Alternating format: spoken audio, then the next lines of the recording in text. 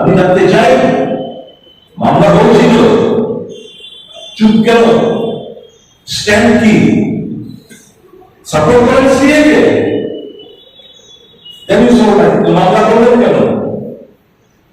আপনার তো এই দলের উদ্বুদ্ধ হয়েছে এই সিইও বিরোধিতা করতে গিয়ে ওই মাধ্যম করেন 8 তারিখে ঘটনা, ফ্রাইডে ঘটনা থেকে এটা জন্ম হয়েছে।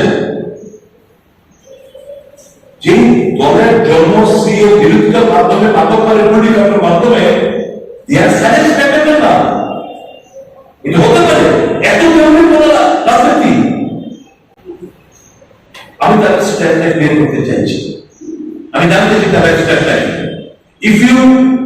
If you support CA right now, fine, you be a part and parcel of the ministry. If you support CA, then fine, your sister BJP in the direction, fine. If you do not support CA, come out of the ministry. Withdraw your sister. होते पड़ेगा एक double politics प्रसाद atomic foundation CA को लेकर नहीं हुआ था, NRC को लेकर हुआ। सीए और एनआरसी में बहुत फर्क है। पहला बात है, सीए लागू हुआ 28 नवंबर 2019 में।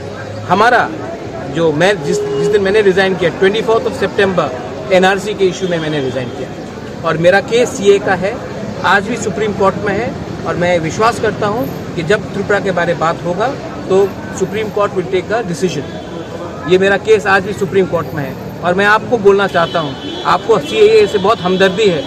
जब मैं सीए के लिए प्रोटेस्ट कर रहा था, मानिक सरकार घर में बैठ कर था, कांग्रेस कहाँ था? उस समय आपको हिंदू बंगाली का वोट चाहिए था, तो आपने ट्राइबल को भूल गया था। आज ये अग्रीमेंट के बाद तिपरासा का जमीन का रक्षा का अधिकार मिलता है। हमारा एडीसी को एग्जेम्प्ट किया गया है, और एडीसी से बाहर भी जो 33 विलेज काउंसिल्स है जिसको हम लाना चाहते हैं, उसको भी एग्जेम्प्ट किया जाए। हम रक्षा के बारे में बात कर रहे हैं, ये लोग आज हमदर्दी दिखा रहे हैं, इतने दिन तक दिखाया नहीं।